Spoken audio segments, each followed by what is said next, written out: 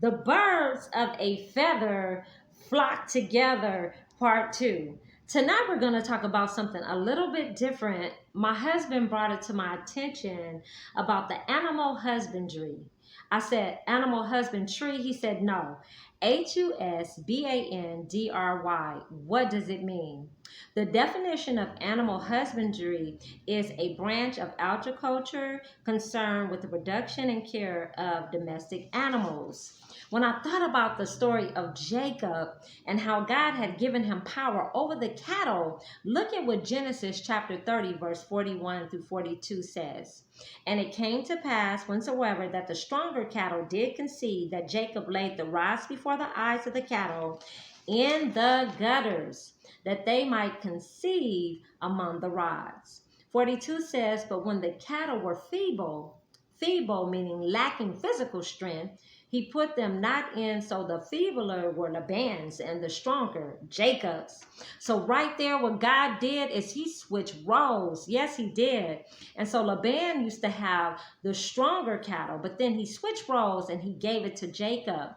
And that's what God is doing today. Not that we're compared to any animals or cattle, but he's showing his power through the animals and what he can do when things are in position. Jacob was in position. We know the story that he kept working for Rachel all those years, 7 years plus, but he kept getting Leah, but he didn't give up. God honored that. He gave him dominion and power over Laban's cattle. Genesis chapter 31 verse 9 says, thus God had taken away the cattle of your father and given them to me. That's what he's doing right now. He is taking things and he's changing it all a way around. He's switching it. And so those that used to fly with the chickens are now flying with the eagles. We are flying high and strong with the eagles. And God is rewarding us for our due diligence, for our hard work, for focusing, for staying in position and not giving up. Now is the time to go in and know that it is success. It is success for you, me, and us. What God did back in Noah's days, he is doing it now. You know, the most successful vertebrae of animals on earth. There are more than 9,000 bird species, and they're spread all over the planet from the poles to the equator. That's power. There are about 40 different birds. I'm going to name about 21 of them right now.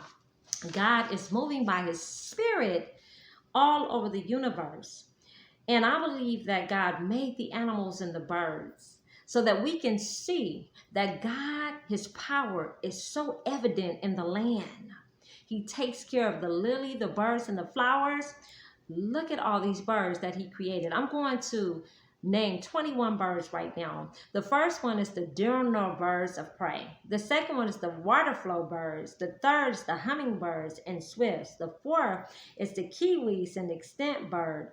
The fifth is the hornbills and hoopios. The sixth is the nightjars, the frog mouse, and oil birds. The seventh is Ceramas caramiflormius. Now that sounds like some French.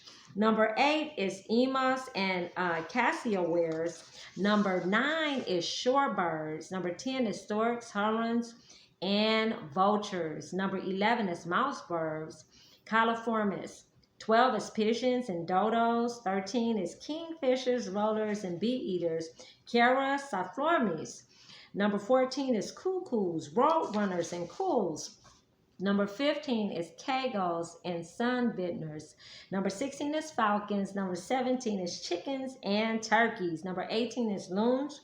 Number 19 is cranes and rails. Number 20 is cuckoo rollers. Wow, I said that before. Number 21 is mesites.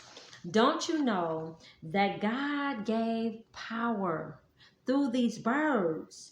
And God used a bird to show that the land was dry. Look what God used. He used the raven. And Genesis chapter 8, verse 7 through 14, 7 says, and he sent forth a raven, which went forth to and fro until the waters were dried up from off the earth.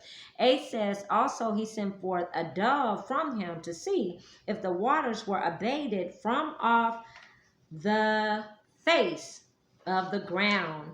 9 says, but the dove found no rest for the sole of her feet, and she returned unto him into the ark, for the waters were on the face of the whole earth.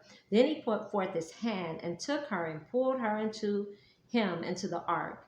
Continue to read verse 14 for yourself, all the way to 14. Very interesting and educational scriptures. The birds of a feather flock together. We have to decide which birds we are going to flock with. It's time to flock with a new group.